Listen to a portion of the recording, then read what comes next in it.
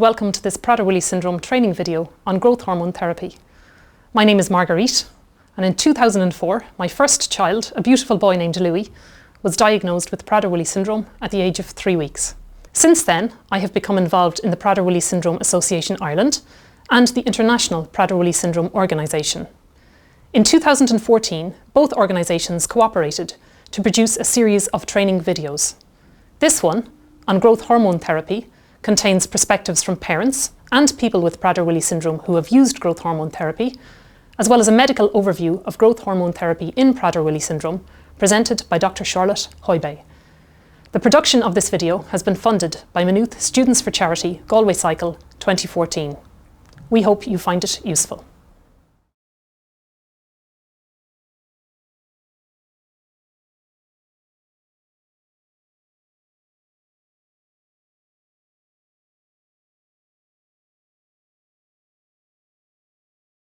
Our daughter started growth hormone when she was about 22 months, wasn't it? Yeah, 22 months, and she's on it about 2.5 years at this stage. Well, Shane started on growth hormone when he was 2.5 years, so he's on it approximately 9 years. She started taking the growth hormone, she was about 10, and she took it for about 4 years then. Cian started growth hormone on the 12th of December 2012. He was 3. So he's been on it nearly 2 years now. So we found a huge difference in him already. My son started growth hormone therapy, Louis, when he was almost 4, and that's 6 years ago, so he's been on it for 6 years, over 6 years now. Mark started growth hormone at the age of 5 after a series of tests, and then he was a good candidate for it. He has been on it right up to 12 years of age, and hopefully he will continue on it right into adulthood. The improvements I found straight away was his mobility. He could barely lift his legs into his car seat, and that just improved immediately. They were the first things I noticed. He started to go out and play a bit more. He was playing around the house a lot more. So there was straight away a good benefit with the muscle. We seen that straight away. He started walking a few months afterwards, and there was no sign of that happening before the growth hormone at all. I'd been carrying him around until then, so dramatic changes. And his milestones kind of started coming on par a little bit more. He definitely has more stamina. The obvious thing, it did help with his height. He was quite small even for his age, and it has definitely improved. But stamina, muscle tone, I would see a big difference in that. She is definitely better. She's grown, she's gotten stronger, she's able to keep going for longer. So, you know, there is improvements. Yeah, improvements, but we don't know if we can actually you know, say it's the growth hormone. Yeah. Well, she had a lot more energy. We used to have Danielle would fall asleep, you know, kind of in the car or during the day. So she actually did have a lot more energy, and she did actually lose more weight than she had already lost herself. Certainly my son has grown in height substantially, and he is a lot stronger now than when he started growth hormone. It isn't possible for me to say with absolute certainty that this is because of the growth hormone, but certainly I believe that it has played a significant role. I have met many other children who didn't have the benefit of growth hormone therapy. I've also seen lots of images of people with Prader-Willi syndrome who didn't have growth hormone therapy, and most of them look very different to how my son looks. He is slim. He is, I would say, reasonably fit. He can cycle a bike. He walks reasonably long distances. He goes swimming. He goes horse riding. Physically, he manages to keep up with most things. So certainly, I believe, but I have no definite proof that that is as a result of growth hormone therapy. We were, at the time, we were worried about the scoliosis, the sleep apneas. You know, we were worried about a lot of different things, but the consultant we had was very good at, he looked into it, all the research that was done, and he explained it to us, and then we were happy to go along. But there was a fear of not starting growth hormone. Yeah, and then we're afraid not to as well. And a fear of starting it, so there's both, yeah. I had a particular concern about starting growth hormone because of scoliosis. I didn't have any concerns about starting on the growth hormone because I had done a good bit of research on it. I'd spoken to other parents, so I had no real concerns, no. Neither my husband nor I had any significant concerns about starting growth hormone. We were, I think, reasonably diligent in looking at research to date on growth hormone and Prader-Willi syndrome, and I think we were not alone reassured by it, but having looked at it, we were very eager that he start as soon as possible. So we had no concerns. Cian took to it very quickly, and like that I knew it was necessary, so I didn't have any problems with it at all. It wasn't a big deal. Growth hormone that my son gets is in quite a small pen. It's about this long. It has a little cap. One screws on a small needle, adjusts the dose required, and then gives the injection. So I would estimate that on a normal day it takes less than 60 seconds from the point when I take it out of the fridge, go upstairs, put the needle on, give the injection and put it back in the fridge. It's really, it takes no time at all, and it's very straightforward. Starting the growth hormone at the start was a big issue in our house. Television couldn't be on, the radio couldn't be on, I was not to be disturbed, the phone was off the hook. And now it's like brushing his teeth. It's just one of those things you do in the evening. At the start, we took time to explain to Oisin. We showed him the needles, we showed him the whole process without actually doing it for a night or two. And then he was kind of more familiar with it, and it just, now it's easy. It was quite easy. Yeah, Quite easy to do. You just get into it and it was fine, no problems. No, there was no problem. Danielle has no problem getting injections, gave him blood or anything, so giving her the growth hormones was no problem whatsoever. And she actually started giving a few injections herself. In the end of the day, she was giving it to herself. Isn't that right? Yeah. And it's just part of his life now, and It's how we get him to bed, actually, isn't it? Yeah, it's a pen, it's great. So it's a routine, he accepts it. I'd like him to start eventually now, maybe giving it to himself in the next couple of years. So I think he's well able for it. But no, Mark would ask for his pen every evening before he goes to bed. Probably within a week of starting, it had become completely routine. The first day it might have seemed like a slightly daunting task, but after that there was no problem at all. Initially a nurse explained to us what was involved, and she just suggested to reassure us that we should actually inject ourselves on the first day when she was there. So we both did that, concluded that it was really not very painful at all, and were greatly reassured by it. Now, when I or Louis' father gives him his injection, he typically continues doing whatever it is he was doing at the time anyway. So he'll have a book in his hand, be reading, telling me about something at school, doing a crossword. He doesn't notice. And quite often it happens that immediately before bed he'll say, "Sorry Mum, did I get my growth hormone yet?" It just hasn't registered at all that he's got this, because it's just such a non-event. If you're starting growth hormone for your child, definitely research it, take your time at it, involve the child in it. I think that's very important, because obviously they're the one getting the injection. And definitely taking your time. We introduced it to Oisin weeks before we actually ever gave him the actual injection. And I think that was our saving grace, let's say. All the information is given to you. It's really up to you and your decision at the end of the day whether you want to give it, but I'm for it. It does take a long time between having sleep studies and making sure everything is right before your child can go on growth hormone. So I would advise to try and get a referral for your child as soon as possible. Get on that straight away. Just the fact that it does actually give them more energy. It is definitely a kick up for them. For Danielle, it was definitely, because she was so underdeveloped motor-wise, that it actually gave her a good kick up. And also, as Tricia was saying, for the weight, losing the weight wasn't the problem. Parents should be reassured by the fact that there are now international consensus guidelines on the use of growth hormone therapy in people with Prader-Willi syndrome. So experts from around the world came together and reached certain conclusions and a consensus. And part of that was that growth hormone therapy should be considered for people who have Prader-Willi syndrome. So parents can read the consensus guidelines if they wish, they're freely available. And I think they should be reassured by the fact that there is such a consensus on this. My name is Louis. I am 10 now, and I started taking growth hormone when I was about 4.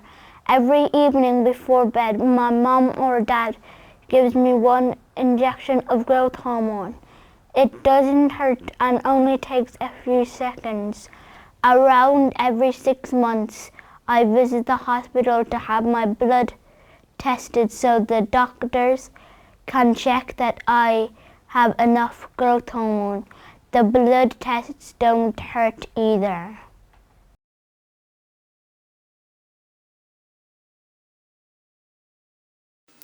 I am Charlotte Höybye. I'm an adult endocrinologist in Karolinska University Hospital in Stockholm, and I'm going to talk about growth hormone treatment in Prader-Willi syndrome. I will start with a short summary of growth hormone and the effect of growth hormone when the secretion is normal. Growth hormone is produced in the pituitary gland, and the pituitary gland is a small but very important gland localized under the brain, behind the root of the nose. As you see here in this figure, growth hormone is secreted in bursts. It's very episodic secretion, and because of that, it is not enough to take just one blood sample to evaluate the levels of growth hormone. Stimulation test usually is required for diagnosing growth hormone deficiency. The bursts is most frequent during nighttime, and this is why growth hormone injections are given at bedtime to mimic this pattern. The secretion of growth hormone decreases with age, and the highest levels are in puberty and the years after.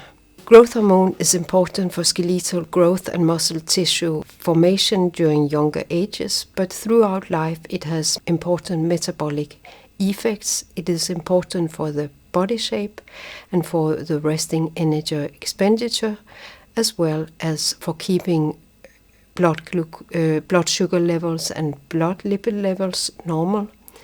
Furthermore, growth hormone has important effects for psychological well-being. You might have heard about IGF-1 or insulin-like growth factor 1, which is produced in the liver and released by growth hormone. And as you see in the figure, the levels of IGF-1 follows the levels of growth hormone, and it decreases with age. We use it as an indicator for growth hormone activity and for monitoring growth hormone doses. We know that growth is slow and decreased in Prader-Willi syndrome if growth hormone treatment is not given. The length at birth is generally normal, but the babies have a pronounced muscular hypotonia and failure to thrive. The muscular hypotonia is illustrated here. Length is often below the 3rd percentile during the first 2 years of life. During the first decade, growth is normal or slow, but there is an absence of pubertal growth spurt. This means that adults with Prader-Willi syndrome ends up with a short stature for family. The mean height of males is 155 centimeters, and the mean height for females 148 centimeters. The photos show some of my patients when they were attending a summer camp, and you see that the height of the adults are almost the same, except one of the men who received growth hormone treatment during some years of childhood. There are other symptoms indicating growth hormone deficiency in Prader-Willi syndrome. Patients with Prader-Willi syndrome has an abnormal body composition with more body fat than muscle mass. They also have a decrease in physical activity, a decrease in resting energy expenditure, as well as a decrease in quality of life. After this introduction, I have now come to growth hormone treatment in children with Prader-Willi syndrome. Here are some of the studies on growth hormone treatment in infants with Prader-Willi syndrome, and they showed that growth hormone treatment improved head circumference, height, body composition, motor skills, and cognitive scores. The international recommendation at which age to start with growth hormone treatment advises to start before the age of 2 years, but in many hospitals, as well as in my own, treatment is started as soon as possible. Here are some of the short-term studies on growth hormone treatment in children with Prader-Willi syndrome. And in summary, the studies showed that growth hormone treatment improved height, body composition, motor skills, and behavior. And here are some of the long-term studies on growth hormone treatment in children with Prader-Willi syndrome, and the positive findings in the short-term studies are also seen in the long-term studies. So growth hormone treatment improved height, body composition, motor skills, behavior, and adult height. Here are two girls, they have the same age, but one of them is treated with growth hormone, the other not. And I think the difference is very clear. This is a study in which focus was on cognitive function and development. And the study showed that growth hormone-treated children with Prader-Willi syndrome kept pace but did not catch up with children without Prader-Willi syndrome in cognitive function. The study also showed that Prader-Willi children without growth hormone treatment demonstrated deterioration. Growth hormone treatment did not normalize cognitive abilities in Prader-Willi syndrome, but it might reduce the difference between children with Prader-Willi syndrome and children without Prader-Willi syndrome, which would otherwise increase over time. There has been a lot of discussion what effects growth hormone has on scoliosis. And here is a study with focus on this issue, and the study showed that growth hormone did not have any effect on onset or progression of scoliosis. And based on the results of this study as well as other studies, scoliosis is not regarded a contraindication to growth hormone treatment. Another issue that has been discussed very much is if growth hormone has any effect on breathing. And in this study, 6 months of growth hormone treatment did not aggravate the sleep-related breathing disorders. It is safe to treat children with Prader-Willi syndrome with growth hormone. On group level, it has not been shown that growth hormone leads to diabetes. It has not been shown that growth hormone treatment induce or impair scoliosis, and it has not been shown that growth hormone treatment impairs sleep-related respiratory problems. But all these factors have to be evaluated on the individual level. I have now come to growth hormone treatment in adults with Prader-Willi syndrome. This table shows the results from a meta-analysis of growth hormone treatment in adults with Prader-Willi syndrome. A meta-analysis pooling of data from different studies and extracting collective results. And in this meta-analysis, which was published 2012, 8 studies had been published. And the authors divided studies into studies of 12 months duration and of 24 to 72 months duration. And all of the studies showed a decrease in fat mass and an increase in lean body mass without any change in body weight. This is from our Scandinavian study, and it is the CT of the trunk and the CT of the thigh. And it is at baseline and after 12 months of growth hormone treatment. And as you can see, the subcutaneous fat decreased in the trunk from 81.4 to 56.5 millimeters, and in the thigh from 54.2 millimeters to 39.9 millimeters. Here you see photos of one of the participants in the Scandinavian study, and it is from baseline and during 3 years of growth hormone treatment. As you can see, fat mass decreased in this lady.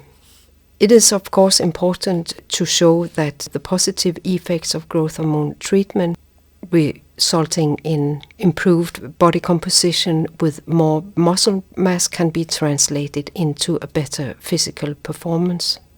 And here are the studies focusing on this. And as you can see, all of the studies showed improvement in physical performance. There are also a few studies on growth hormone treatment and the effect on neuropsychological tests and quality of life. And as you see, improvements were reported repeatedly in the studies. In the Scandinavian study, we also looked at growth hormone's effect on breathing. And what we saw was that sleep apnea was very frequent in the patients that participated in the study, but it did not change during 2 years of growth hormone treatment.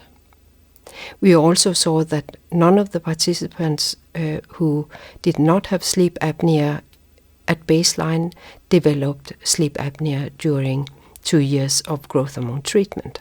So we could not see an association between growth hormone treatment and sleep apnea.